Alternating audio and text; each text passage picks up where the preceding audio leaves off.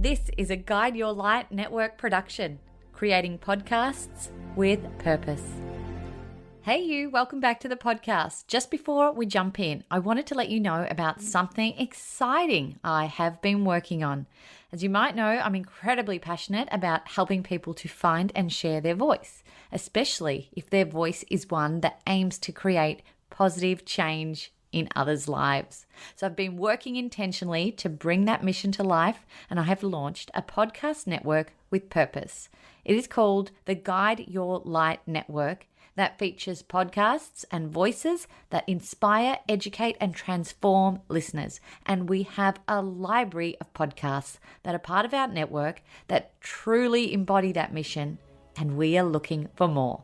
If this has sparked interest in you and you are ready to start exploring speaking and using your voice in this way, I'd love for you to check it out. If you have something important to say and don't know where to start to bring that to life, we can also help to hold your hand to craft your authentic message through our Guide Your Light sessions, where you can get super clear on your intention, messaging, and structure needed to launch a podcast of your own that is authentically you. Just head over to guideyourlightnetwork.com to find out more. If you keep comparing yourself to other people, you will never be happy. I've yet to find anything the mortal body can experience that the mortal soul can't love. I have yet to find anything that somebody's been through that can't be turned into a fuel of opportunity. I say we never arrive at anything. I'm never going to arrive and say, I am now the most incredible leader of all time. We are on this journey of learning. And as we grow, we learn. Anybody here listening has taken psychedelics will know that there is no control. And the whole point is letting go and leaning in. And that's scary. But that's the scary is where the healing happens. It's not just about food. We're still not seeing results because there's this shift of mindset that needs to happen. You get knocked down, you got to get back up. And so part of that process is having a broken heart. You need to talk about feelings. But generally, most men, if they're not having a broken heart, they don't need to talk about feelings. And this is where psychology has misled us. Hey everybody, I'm Maritza Barone, and this is the Things You Can't Unhear podcast. Has there ever been a moment in your life where you heard or read or were told something that you simply could not unhear? Something that caused you to make positive changes so that you could become the best version of yourself? Well, we share this show with access to inspiring and empowering humans who will motivate you to become the happiest, healthiest, kindest, and most compassionate you. Sit back, settle in, and let this be the day you hear something that simply cannot be unheard. This episode, we are going to jump into the business world and share the story of KX Pilates founder Aaron Smith. So if you need a bit of business inspo, or like me, love jumping into the mindset and experiences of some of the most renowned brand founders, you'll really enjoy this chat with Aaron. KX Pilates, if you haven't heard of it before, has grown to now have 100 studios globally. They started in Australia and it has now expanded across New Zealand, Indonesia, Taiwan, China, and Singapore. And they're currently running over 5,000 classes a week. That is a lot of fitness and transformation happening as a result of this business, which is something to absolutely be proud of. Aaron shares with us in this chat his fascinating business story, the key aspects that he attributes to their growth, the key lessons he has learned along the way, and a glimpse into his winning mindset, which is truly fascinating. So I hope you enjoy this chat. As always, let me know what you think of this conversation. I'd love to get your thoughts and insights. Now, make sure you subscribe to the show. There's a little plus button both on Apple Podcasts and on Spotify, and you can be the first to know next time we drop an episode on the Things You Can't Unhear podcast. Welcome, Aaron, to the Things You Can't Unhear podcast. Thanks for being here with me today in the studio. Thank you for having me. So, big congratulations to you and the KX team on opening your 100th studio here.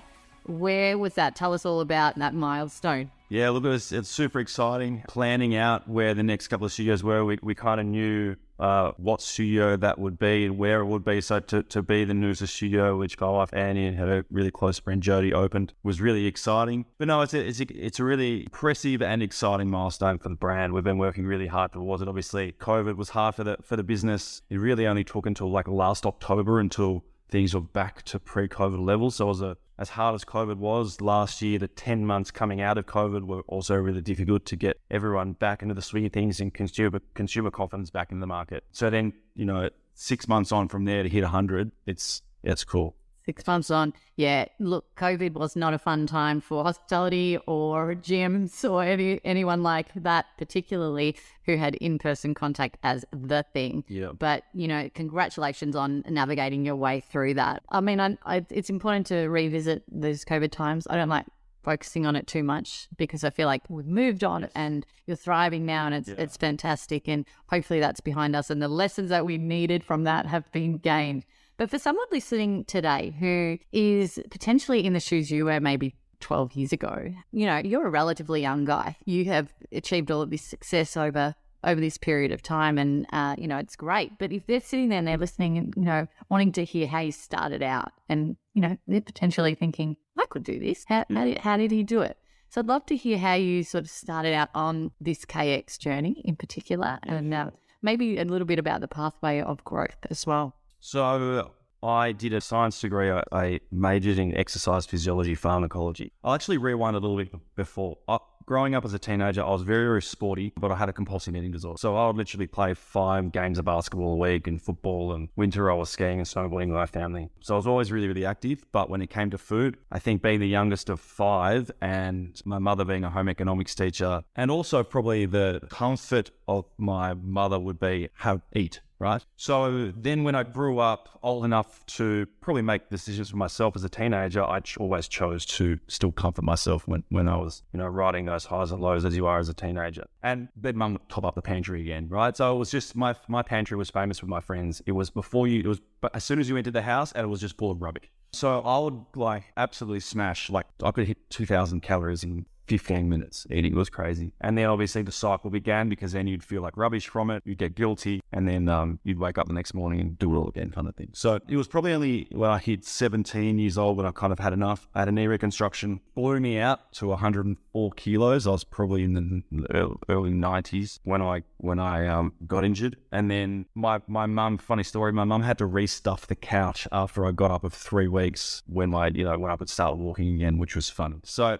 I was in trouble, and when I went, bang, that's enough. So then I started just researching health, fitness, weight training, diet, nutrition, started hitting the gym, started lifting weights. Arnold Schwarzenegger back then was a big mentor for me in terms of, choosing the direction you want in life and really following that dream and hitting it. And I used to buy the magazines and all that sort of stuff. So that's what got me into health and fitness. I became a personal trainer, changed all my subjects at university to exercise physiology, etc. And I was working in gyms in Melbourne, which was fantastic, loved it. I transformed my body. So I transformed, went down to 86, ripped, completely changed my physical appearance. No one knew.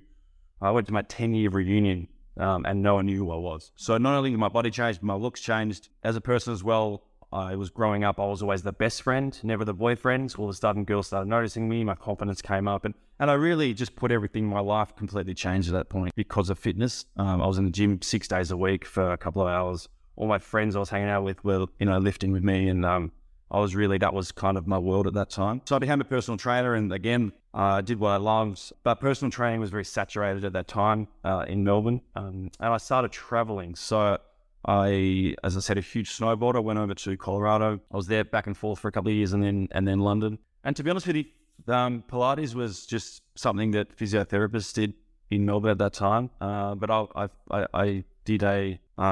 I saw an ad in a paper in London for a dynamic Pilates studio, and I walked in and immediately just fell in love with the style of fitness. The fact it was on reformer machines, which I hadn't really played around with before. Music was pumping. The clients were already fit and health conscious. So in the personal training world, we're writing out diet plans and on a Friday, and then on the Monday coming back, and they're like, "Oh, I had the worst weekend ever, and I blew out and I had macas and I drank all weekend." And it's like, okay, well, you're never going to lose weight. This constant battle that you have with some clients, but this just wasn't it. They trained hard, they ate clean, they had their their blights and weekends, but then they reset themselves. So it was a different clientele completely. And so I just fell in love with it. I just knew from that day that that's the style of fitness I would bring back to Australia. My father was in business for 45 years and always drilled into us that, a solid way to get ahead in life is to own business. So I always knew that I wanted my own thing. I was also a really terrible employee, knowing this at an early age. So I rebelled very quickly, and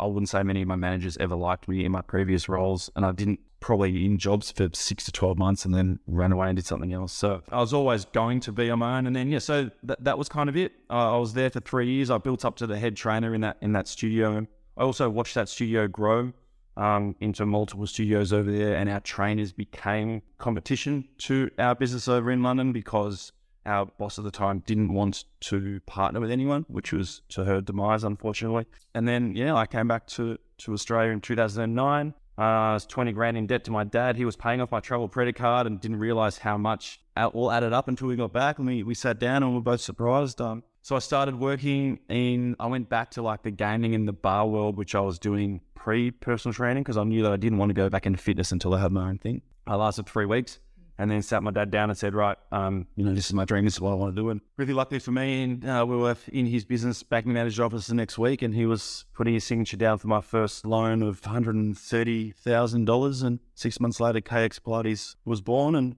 the first studio in Melbourne, which was exciting.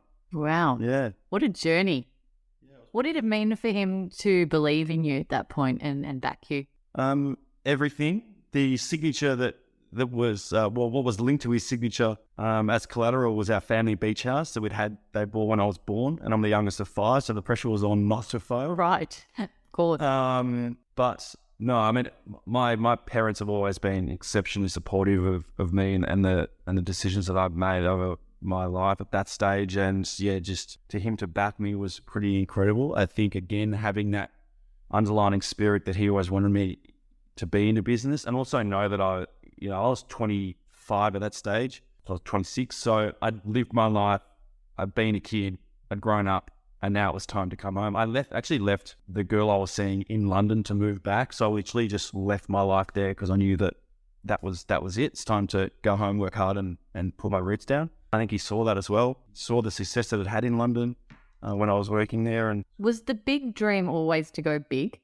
Or was it, let's start small and see what happened? No, it was always not this big, I must admit. I opened the doors. No one came in the first day because I had no idea about business. I only had to be an incredible trainer and teach great classes. But to put it into perspective, 2010, there was no boutique fitness, or if anything, hot yoga studios, that was about it, big room, stuff like that. There was no F45s around there, no BFTs. They came in like 2013, so 3 years later. So big box gyms and the big 24/7 Jets, Snap, all those sort of ones were dominating the market. So all of a sudden you're like $10 a week there. And for me to go, hey guys, come and pay $30 for one session, kind of didn't really exist. So we had to pay the way for boutique. We had to pay the way for reformer Pilates because it just wasn't really a thing. Pilates was still very rehabilitation. So it was a really lonely couple of months. Probably the first 12 to 18 months was an absolute struggle, which again is why I knew that I wanted to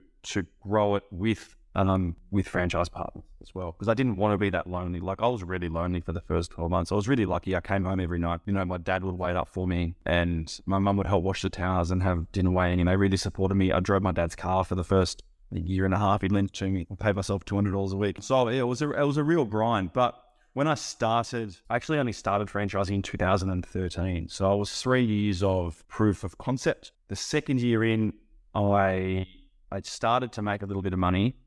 But I was like, I need to open a second studio because that would make people think that we're hugely successful. Didn't have money to do so. So again, hey, Dad, can we go and borrow more money from the bank? He's like, righto. So we opened our second studio in Port Melbourne. And things started kicking off. And then a trainer, Ali Sensor, who's now one of my franchise partners of multiple studios, she came to me and say, hey, I want to open a studio. I was like, well, I haven't got the franchise documentation ready yet.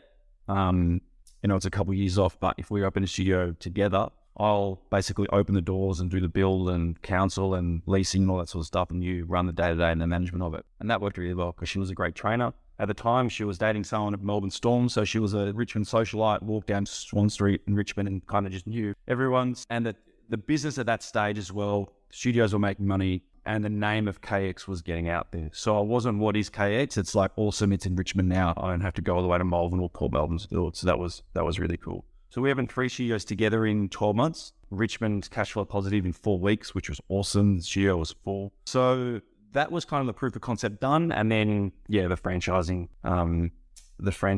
came a little bit later. But to answer the original question, no, I put down with my lawyer like 10 studios in Melbourne. I thought, nice affluent areas, because that's kind of what Pilates was back then and boutique fitness was back then. It was for the people who could afford it. Fast forward now 13 years, like it's lifestyle for people. People will choose fitness over getting their hair done, getting their nails done and that sort of stuff. So the shift has definitely changed into the fitness and wellness space. But, for instance, we have 38 studios in Victoria now. So to be 4 times as much as I thought. And so I joined the Entourage, which is a business group, very early on, and I had to do my forecasting and kind of the vision boards and stuff like that. And yeah, like 50 studios was kind of my max, and I was going to sell for $1 million sort of thing. We surpassed, and I was giving myself 10 years to do that. I think we surpassed that number like 7 years in. So, and I was like, well, I'm not selling. This is my life now. This is what I want. This is what I want to do. So definitely not. And international, absolutely not. Never thought it would leave Australian shores. I didn't even think about that at all. So I want to touch on that part soon. But going back to the Entourage, which you talked about, and bringing an external partner in or guide, someone to help take you to the next level. And talking about the loneliness in business, I think is a big thing, because as business owners, people don't realize how lonely it can be building something from the ground up, and the strain and the struggles and the lessons that we, feel along the way. And, the pressure just lands back on your shoulders. And a lot of the time when you're starting out, you don't have someone to share that with. So you did go out, you said early on, I think, to the Entourage. So if you can explain what they do, that would be amazing for people that don't know. So the Entourage is basically young entrepreneurs and who have started a business and really getting as much knowledge and learnings from people with been there, done that experience. It's changed a lot now than when it was. So they had just started in 2010. So back then we were a small, and we were the first group in Melbourne. So there was only like 6 businesses. So we were lucky in that stage where we had Jack and Morello's attention every month. We could bring our problems to the table. Fast forward 13 years, they're a beast now, and they have like hundreds of people doing their courses. And they've grown their own business as everyone else's. Exactly, and they're bringing in incredible speakers we never saw. So there's certainly positives and negatives to that. But like my mates back then were all 9 to 5ers. Like I still remember having a conversation. I was having dinner with one of them Thursday night, and they're like, Thursday night, and they're like, well, why aren't you in your studio? Because you could be making more now. It's like, yeah, but I'm having dinner with you and paying a trainer. I'm still making money when they're working. It's just not making as much as if I was doing it all. But the fact is, I don't have to do it. So even that concept of getting myself out of the business was quite interesting to some of my friends. But I had no one to talk to, like apart from my dad. But my dad grew one big business, not a whole bunch of small little ones. So his advice only could go so far. And again, he was a pharmacist, so he was in his pharmacy every single day, and he was selling product. And as my bank manager and his bank manager always told me as well, that as a pharmacist as well, you're extremely lucky because the government's writing you checks every month because of the subsidies and everything of medicine, and people need medicine. So it's something that people can choose if they want to do a $30 Pilates class or not, or go to somewhere else and that sort of stuff. So it's a very, very different business. So I needed to go and get that experience, which was great. And the guys, I had no idea about business when I started. As I said, I was a trainer that probably thought that in London that I could do better than that studio was doing. And as trainers have come and gone in KX and opened up their own independent studio, they've also learned the hard lessons of all of a sudden you need to learn how to do the accounts and market and online and social now. And there's so many facets of a business to do. It's, teaching classes is just such a small part of it. So I threw myself in the deep end. I literally, every single thing I learned through the Entourage, I implemented in the business, from strategic partnerships, to doing certain things with the website. And if it worked, great. And if it failed, I just, tried something else and moved on. So they were huge support to me. And everyone I met, like really close friend of mine who's now in my EO entrepreneurs organization. I'm in another group now, but he's in my forum. Ross Verstuga owned Locomode back in 2010. We're still really good friends in the same business group 13 years later. So I also met an incredible bunch of people. You know, we spoke about Sarah Regal before. I met her through the Entourage days as well. So there's heaps of people that I now learned. We've all moved through. Jane Liu, Shopo, she was back there then. So some big names as well that have come through, hugely successful. So it's just a really good community. Like, we're all supporting each other. I love that you know, that's one of the big factors of helping you through growth is that you sort of found other avenues to go, okay, what's going to take me to the next level? What else do you think was another big factor that took you from one stage of business to that next big stage? What were other things that, you know, were just no-brainers that you're so glad that you implemented? I mean, franchising in general is just opening up a whole lot of little studios into the day. So each sort of stage of growth, there are stages of growth as a franchisor, but the first 30 probably studios, call it kind of like the mum and dad operation in terms of it's still a very small business. So you're still learning and implementing things along the way. And probably the biggest thing for my original franchise partners who came on board is that I was honest. I mean, still to this day, I'm honest. And if I didn't know something, I told them that I didn't know, and let's go find out together. Like, I never tried to be that person that kind of knew everything and took it on. But in terms of implementing, we rebranded in 2013. A really, really good friend of mine saw kind of the vision where I wanted to take KX. He was a brand developer, Daz, and he's like, we're having a coffee. He's like, dude, your brand stinks. You need to change it. And I was so offended because we loved, looking back now, like, we literally had a logo and we put that logo everywhere. We thought that was our brand. We had no messaging. We had no taglines. We had no kind of meaning behind any of it. So, you know, it took a couple of hard conversations for me to go, you know what, if I'm going to franchise this brand, it's going to be a national brand. Yeah, we need to do stuff. So again, probably the answer to the question is paying really, really good people to do things that you're not good at. And that's probably how I've gotten to the success that I have, is because very early on, I was like, these are my strengths and this is what I'm good at. Most of it was relationships, you know, teaching classes, and even to this day, like, my job as founder is very much in the relationship space, and having that relationship with my business partners all over the world now. You know, Selena, our CEO, laughs because she just rolls me in and she knows that everyone's going to have a good time and we're going to have good dinners. But that connection that I can probably bring people together is really positive. But I was terrible at accounting. Like, that was the worst thing I looked forward to. My dad held me for the first couple of years, so I outsourced that really, really quickly in the first couple of years. You know, my wife, Andy, you know, we met in 2010, started dating 2011, but she had a whole marketing and IT background in corporate. So she dropped her salary to 1/3 of it to come and work with me in 2013 when we started franchising. So she was incredible at that side of the business of the real, and again with franchising, well, the processes, the systems, like, I was terrible at it. Like, my first franchise menu was crap. The academy side of things, you know, it's such an important role of teaching the trainers, but you know, I attempted to write the academy at the start, but again, Amy, you know, who's still she's international head of training now. We worked together in London in that first studio. I sponsored her to come out in 2011 and really take that side of the business. So every side of the business there now is obviously ahead, but even back then, I really employed people to do things that I was terrible at doing. It's interesting. We get a lot of business owners and CEOs and leaders coming onto this podcast, and every single one says the same thing, is about delegation and getting other people to do the things that you are not so good at. And it really is the biggest and sometimes the hardest step to take, because you're like, oh, I'll just do it myself. It's quicker to do it myself than to explain it to someone. But really, when you're adding up all those hours down the track and you're doing it at a job that's 4 out of 10 rather than 10 out of 10, which potentially someone could be doing a 10 out of 10 job and doing it much quicker. Yeah, it is a no-brainer. And yes, it can cost money, but obviously in the long run. It's back to you, exactly. It's an investment at the end of the day. Yeah. But also I think hitting what your strengths are, but then also understanding what your weaknesses are. I went to an EO conference or speaker, you know, early on as well, that did a whole topic on it. It was incredible. And it was basically like, if you focus on your strengths, you could 500x them. If you focus on your weaknesses, you might, if you're really committed, you might be twice as good at your weakness by the end of it all. So why even bother about your weaknesses? Just unless you specifically want to get a weakness better, of course, go work on it. But I went, awesome. So I wrote a list of, well, what am I really good at? How can I get better at them? Because you're interested in them, you're good at them, you're a natural at them. So I went over all my weaknesses and I just threw them in the bin. I was like, you know what, I'm crap at it. You know, being a manager was also one of them, which I know I was a terrible manager. So then to hire someone that would manage my team was another one.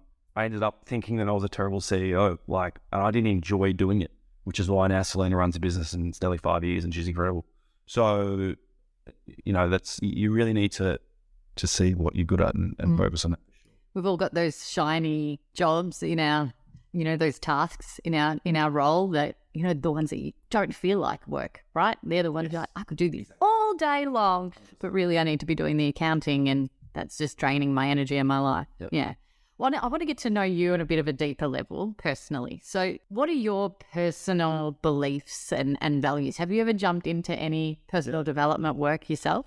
Heaps. I mean, EO is incredible for us. So Entrepreneurs Organisation I've been a part of for 7-8 years now. I kind of jumped from the entourage to them, which, you know, bigger businesses and more learnings. And the best part about EO is that it focuses on not just business development and growth, personal development and growth, relationships with, you know, your friends and your family, and then also the personal connection you have to yourself and growing yourself as a human too. So it encapsulates kind of every facet of your life to grow. No, so my values, personal values are freedom, adventure, and family. They're my three. So I need to feel free. If I don't, I get very depressed very quickly, and I'm not a very nice person. So I have to get out there. I have to, you know, adventure is very much linked to freedom, but that's why I was always a terrible employee. You know, I need the ability to make my own decisions and be the leader of kind of my destiny. I've always been a goal setter. I actually hated writing goals down, but I always used to set in my head and go for them. So I also know where I'm going. And adventure is just one of those things. Like as I said to you before we started, like Kokoda's been a challenge of mine that I was meant to go pre-COVID, but that knocked it out of the park. And that's coming up in a week's time. And I broke my ankle 4 months ago. And it would be really easy for me to say, I can't do it and go and claim all the money on and travel insurance, but it's not in my head. So we're going to try it. And I'm pretty confident that I'll be okay. But, you know, who knows? If it's going to rain for 7 days and I'm going to be walking in ankle-deep mud, it's going to be pretty shit, right? Oh, well, it'll be an adventure. Exactly. I had to get for sure, and you were ticking that box. Yep. So success, I suppose, ties into freedom. You know, and this is a cliche question, what does success mean to you? You've touched on, you know, work-life balance a little bit throughout this conversation. Talk to me about how important that balance is to you. I know work for me is life, as well as my family, as well as my fitness, as well as everything. So the balance is, I always think you can always focus on X, Y, Z, and other things are going to suffer. So I think to get a balance is pretty impossible in a sense. Like I remember back when when we were working incredibly hard on growing the business, other factors really got hit. Didn't see my friends very much. Like first 18 months, I hardly saw any friends when I started the business. So things are always going to be sacrificed until probably the stage now where I am, where again, money was never a driving thing for me. Yes, you need to make money. You started a business and profits are good. Lifestyle always was number one for me. And you've hit the nail on the head. Success for me is freedom and being able to make my own choices and decide. So I can jump back in the business and work 20 hours a week. Now I can fly Selena tomorrow and be CEO and work 80 hours a week. I'd absolutely hate it and I'd do a terrible job. So the balance I've got now, I think, is pretty incredible, but I've worked very, very hard to get to the stage where I'm at.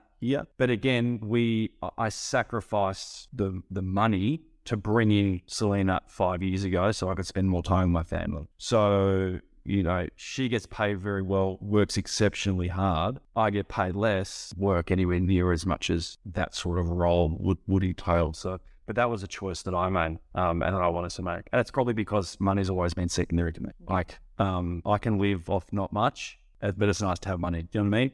So like as a backpacker as well, I had the best time of my life traveling 3 years in 50 countries, but it was literally like go and find work for 6 weeks, go away, spend it all, have nothing again, repeat the process. And I just literally transacted money for experience back then. And to me, experience in life is way more valuable, and the lessons that you learn than having a lot of money in your bank account. So, but the deep question is coming back to being confident and comfortable and knowing who you are so you can make those choices. I learned at a very early age of who I am, what I'm good at, what I'm not good at, what makes me happy. You know, exercise, we haven't really touched on yet, but I have to train pretty much every day. It's got to be usually before lunchtime, and that's a mental flick in my head. And if I train, I eat clean, and and if I look back in my life, the most successful, the most happiest times of my life is when I've been confident in my body. I've been eating really well.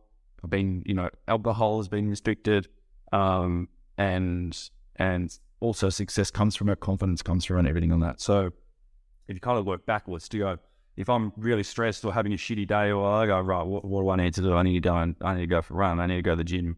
I need to do something. And that literally flicks that switch in my head. And then I need to eat healthy. And then, or in my head, like, to confident with that. Don't get me wrong. I eat shit. I like drinking. I like socializing, all that sort of stuff. But, it's kind of the sometimes stuff that. Yeah, it's that sort of roll-on effect. When you're feeling healthy, you want to continue feeling that way, and you want to, keep that cycle going. It sounds like you're using exercise as a mindfulness practice a little bit, I think. A lot of our listeners are quite mindful. There's meditation that is discussed a lot on this podcast, and a couple of episodes ago we had Nico Plowman, who's founder of Insight Timer, on, and he talked about how that was, the catalyst of changing the trajectory of his life in terms of lifestyle and business. And he said meditation was something that helped him actually slow down to do more, which is fascinating for me and people to hear that. Is that something that you have touched on in terms of well-being practices as well, or you haven't explored? No, I definitely explored meditation. Something that I don't believe I'm in my head enough to need to meditate in terms of sitting in a room and meditate, but exercise is 100% why is my meditation. So, like, for instance, this Dakota trek next week, I've been doing 2-3 hour hikes. Literally, it's just, I thought I'd get bored, but I just zone out. I used to run a lot of half marathons, zone out. I do a lot of mountain bike riding. I do a lot of snowboarding in the winter, and things that, like, you can't think about. So kind of the opposite to hiking, when you've got a lot of time to think. When you're doing things like mountain bike and snowboarding, like, you can't think about anything else except what you're doing now. Otherwise you can hit a tree. It's really simple. So to clear your head that way is how I clear my head. But again, when I go to a CrossFit class or do a KX class or do something really high intensity, like, you have no time to think about anything else except how many seconds left, how many repetitions you've got, how stuffed you are, and how much air your body oxygen you need to recover and that sort of stuff. So that would 100% be my meditation. Helps you become present. Now, you are probably one of the very few people who has ever said that comment, I'm not in my head enough. Wow. Because we're all in our heads a lot, I feel, apart from those gurus who are meditating, a lot of the time. Yep. That's fascinating. Has that always been the way? Have you? Not always. No, not at all. I mean, as I said before, my life changed when I got into fitness and changed the way I thought. And that's when I really learnt who I was and what makes me happy and what I need to be happy. And as we touched on before, money is not one of those drivers that I need to be happy. I need, as we talked about, what I do need. But I think when you have self-confidence in who you are, I've always been someone who knows who I am. I'm really comfortable in who I am because I wasn't before. So I think that's why I've had that transformation. I know that if I put on 5 or 10 kilos, I'll be extremely unhappy. If I look in the mirror, I know that I can get my body to be extremely ripped, but it's a lifestyle I don't want to live because then you can't enjoy yourself. You can't drink alcohol, go for dinners, the social stuff that is fun in life. So you need to have a balance. And I think that I've knocked the balance quite well on the head of how I do it. But no, it's funny. A lot of my friends just, I didn't read a book because I don't read many books. I listen to podcasts and I've got a lot of mentors and stuff like that. But I went to Singapore for the launch of KX a couple of days ago, and that's that book, Not Giving a Fuck, whatever it's called. Yeah, The Subtle Art. Not Giving. It's now a movie, so I watched it on the plane. Oh. And it's funny because you look back and I was resonating a lot with it because I don't give a fuck about a lot of things. And the things that make people, stay up and lose sleep over at night, I just don't care. And I think it is an art of just not caring. The things that stress a lot of people out, I just go, what's the point? So I just also know what's important in my life and what to lose sleep on and what not to. So really? that's Really, really interesting. It reminds me of a story of a friend of mine, and it reminds me of a couple of stories actually. One related to money, where a woman had put everything into her business and things were crumbling and she was not sleeping at night and stress levels were peaking, and she didn't know how to manage that stress. So she went out and figured out what was the least amount of money she needed in order to live and survive. And once she knew that figure was actually quite low, helped her to surrender to the fact that if this all falls to shit, I'm actually going to be okay. I'm actually going to survive, and it's not the end of the world. It's not the end of my life. Another friend of mine had an infection in his leg, and he was hospitalized for years.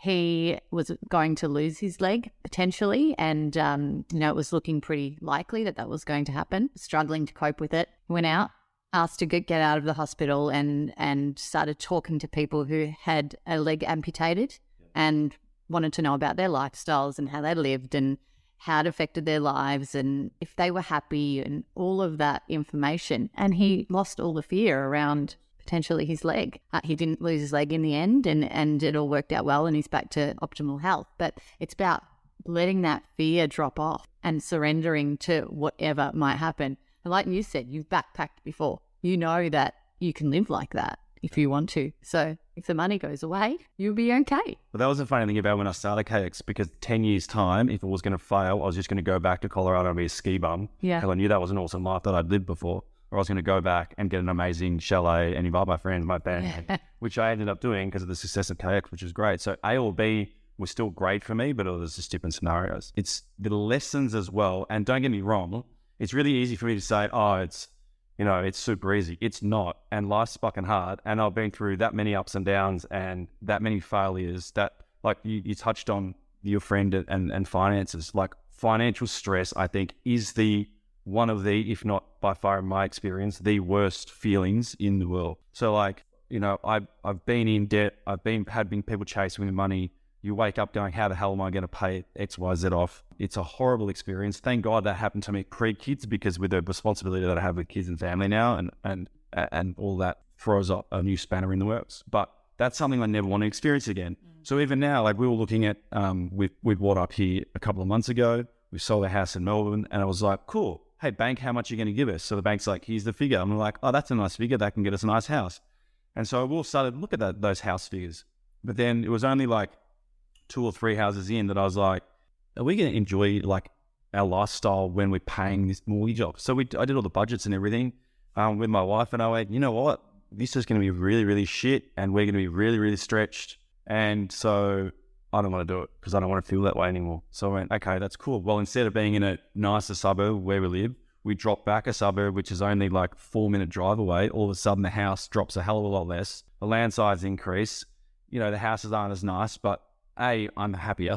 B, we made the right decision 100%. I don't have any financial stress whatsoever because, we sold a house for Melbourne Mall, so we've got the reverse. So now we're, comfortable in terms of the decisions we made. And that's from having that stuff up earlier in life where you experienced it. So 100% I've got to where I am also now because of the experiences that I've had and also how I've dealt with them to go, right, I'm never going to do that again.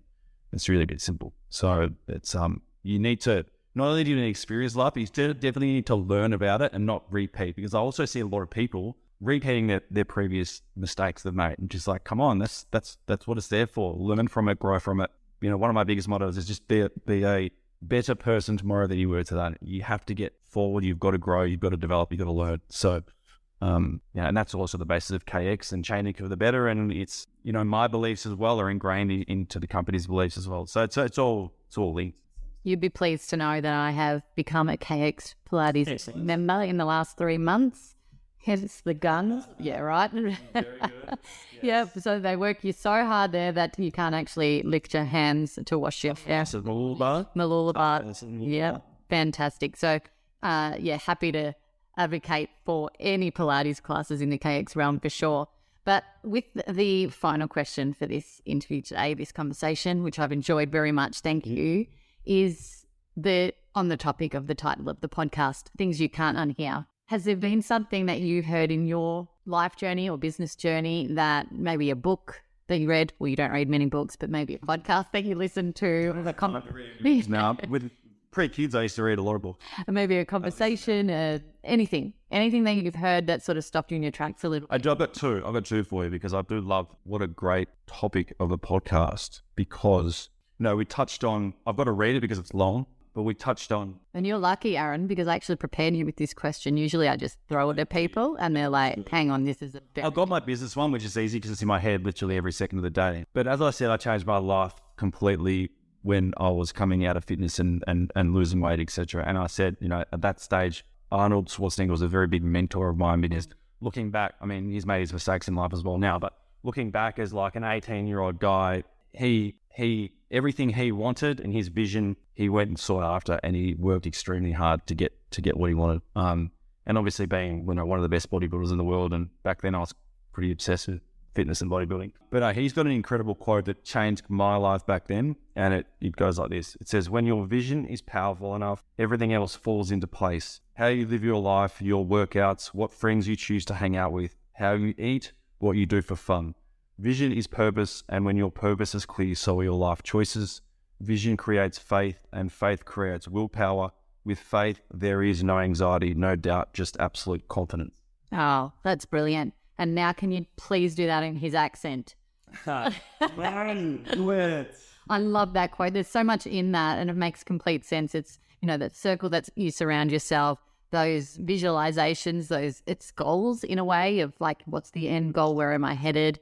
And surrounding yourself with all of the things that light you up, I suppose. And from then, goal setting was huge. I cut negative people out of my life, which we haven't touched on, but that was a big thing for me. I cut ties with some very close friends who brought me down, family members who I didn't feel were getting me anywhere in life. I not cut them, but spend a lot less time with them. I know it's very hard in other people's situations of being close to someone who might be negative, etc. But really choosing who you want to hang out with on a daily basis. Well, are they going to lift you up, or are they not? Who you choose to share your good news with, because some people will be grateful and really, push you to keep going, while others will be jealous and try and bring you down and that sort of stuff. So surrounding yourself with the right people as well. But there's so much in that quote that I absolutely love. So personally, that would be my number one quote of all time that I heard 20 years ago now. I put it on my Facebook page 20 years ago. It's still on there. I've just finished writing my book. It's in that. So it's really, really close to my heart. The second one's really easy. So when I pre-KX, I dabbled in a few other things. There was a nutritional supplement business that I failed at. 6 months, I lost 20 grand. But anyway, I went to a conference, and this is the thing. This is a 20 grand lesson for me. Jim Rohn was a very, very influential speaker. He's passed away now.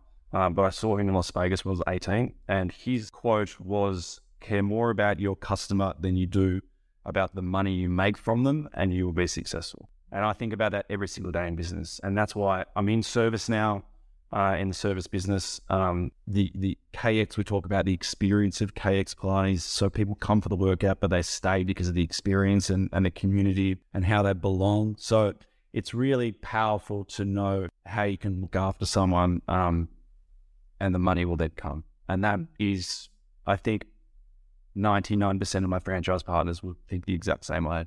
Like, we don't look at a client coming in the door as a dollar sign. We look at them as how can we change their lives?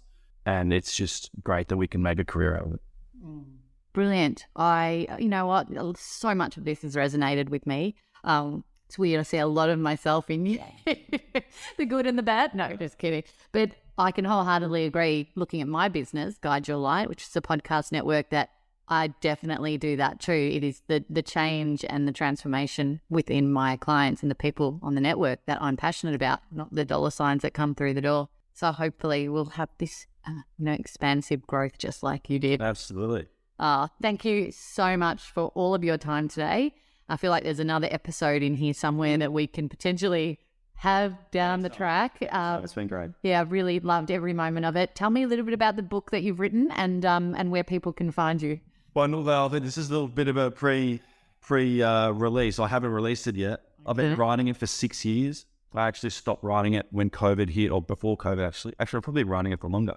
I felt I needed to live before I could finish it. But basically, it's the journey of KX. It's the history, the journey, all the expensive lessons that I've made, and how I've overcome hard times. There's a lot of there's a good chapter on franchising as well, because I get a lot of questions about if you want to franchise your business, or I want to join this franchise, or what should I look for in franchisor, or that whole bunch of franchising knowledge and stuff in there as well. But yeah, it's basically my brain in a book of history and why, because we really, the values of KX are my personal values. So I've ingrained a lot of my personality and my vision, my beliefs and stuff in the brand. So I just thought I'd throw it all down. And it's really just for the hope of just inspiring others, and hopefully people can learn and not make the mistakes I did, and go further and grow faster. I love that. So you have gone from impacting people one-on-one with training, and now you're impacting bigger groups, and then with the book, even bigger groups, and then whatever comes next, even bigger groups. So we can't wait to see what that is. And as always, thank you for your time. Thanks for listening to the show. What did you think? And what did you feel? Let us know by leaving me a message on the Things You Can't Unhear Instagram community page. And if you can, give us some ratings love on your favourite listening platform.